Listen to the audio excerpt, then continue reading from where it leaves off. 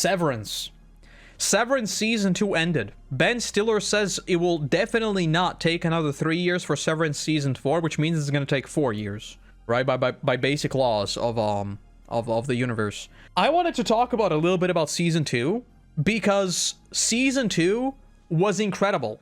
However, let's talk about Season 2 a little bit. So this is going to be light spoilers, so watch out.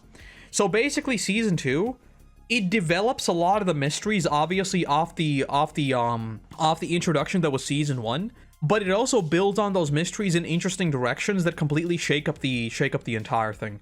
Now, a lot of the stuff people thought about Cold Harbor and what was going on with like the actual work they do, I would assume large parts of the audience got that right, because, I mean, the whole thing about doing the numbers, I'm pretty sure like most people put together that it's probably something to do with consciousness, something to do with like rebuilding memory, something like that, because of the whole severed thing, right? That's exactly what it was. But the way they sort of executed that makes me a little bit worried.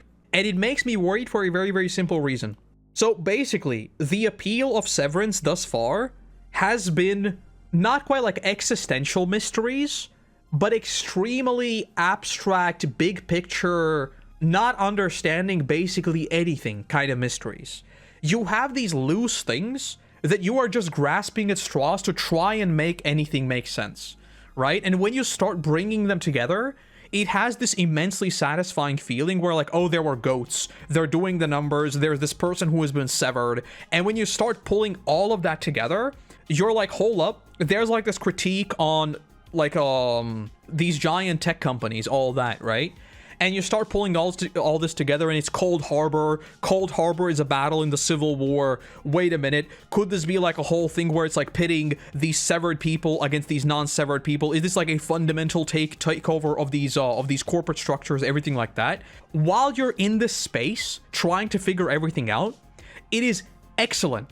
It is so good. However, what does that mean for when you actually get the answers? Puts you in a bit of an odd situation. And I think what I'm kind of getting worried about is that Season 2 gave you an answer to what Cold Harbor was and what the project was and what was going on. But what it did is what it essentially put you back to square one in terms of where the severed people are and what's actually going to happen. And what I'm a little bit worried about is that because the series is about existing in this liminal space at all times where you don't really know what's going on, I'm a little bit afraid that this is going to turn into Lost. And I think like people who love Lost, they always talk about watching it week to week. And watching Lost for the first time is fun. It's interesting. There are weird things going on. And again, it's all about existing in this liminal space between thinking you know the answers and just getting blasted in the face with no, you don't know anything. But wait a minute, we're going to give you one reveal. And then you're like, this is the best thing ever. What happens next? What happens next? And it's just one more thing on top, one more thing on top, one more thing on top. And you're always grasping at answers. But at a certain point, and this is why I don't like Lost, I think it was like around, how many seasons does Lost have?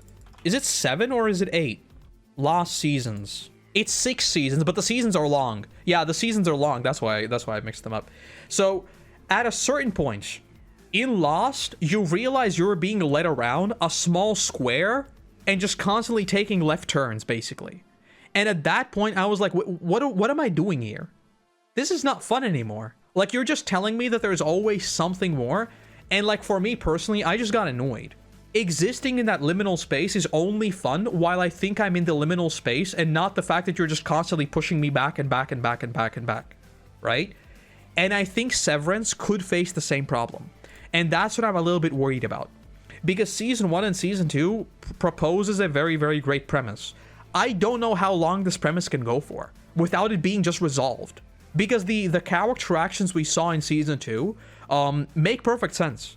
Like the fact that he decided to stay behind with Helly and all that makes perfect sense. Every single character's arc makes perfect sense. I just don't know how long how long their arc can go for without the entire premise of the series falling apart, right? Like, either the outies or the innies will want to change something, thereby fundamentally undoing the underlying principle that is Severance, right?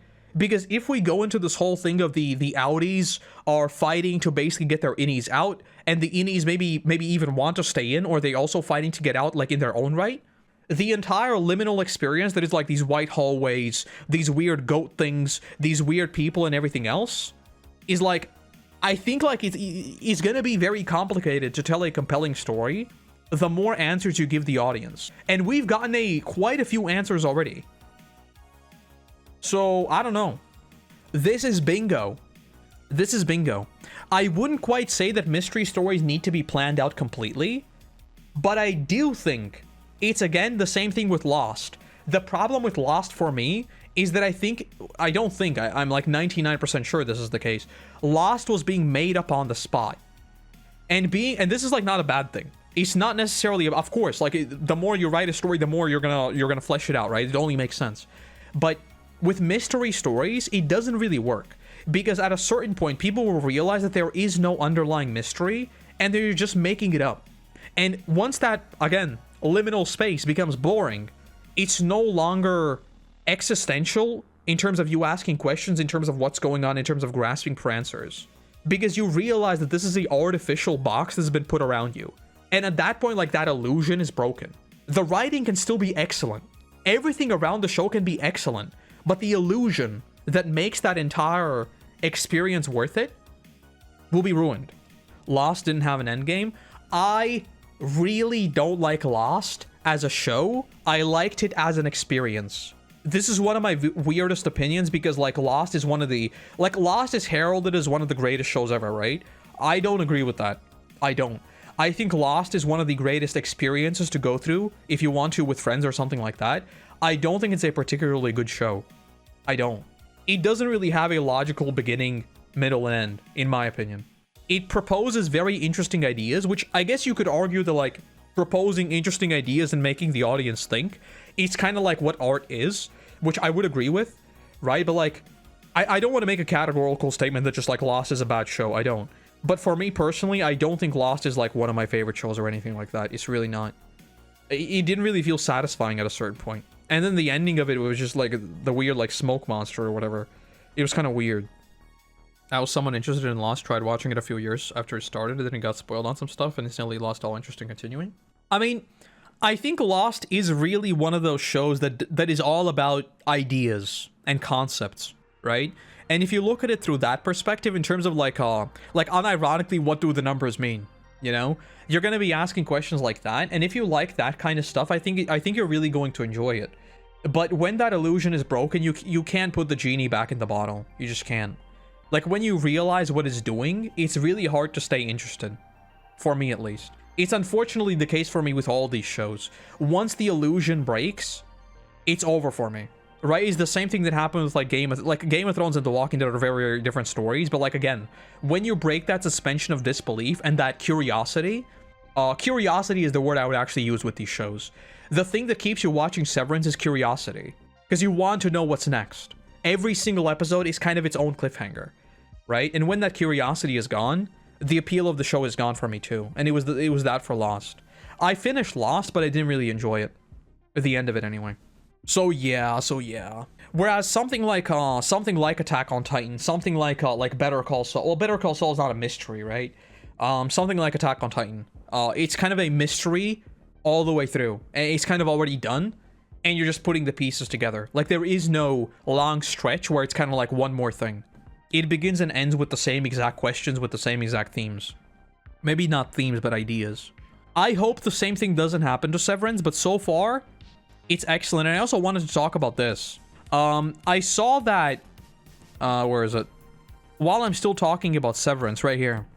So, Apple is apparently losing like $1 billion working on this stuff. So they're just taking a loss. Which I don't know if they're doing this as a strategy thing.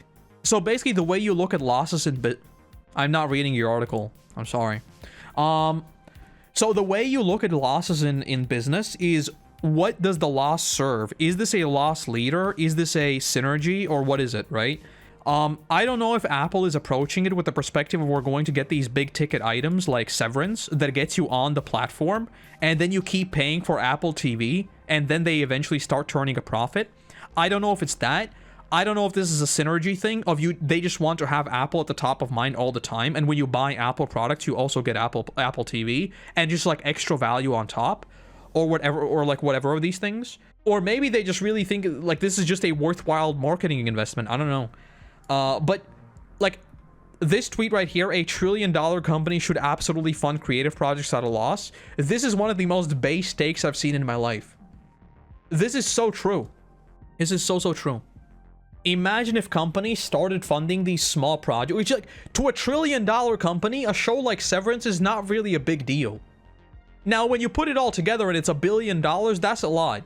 But when you're making just like a few shows as experimental things just to see where they go, absolutely this should be happening. Absolutely.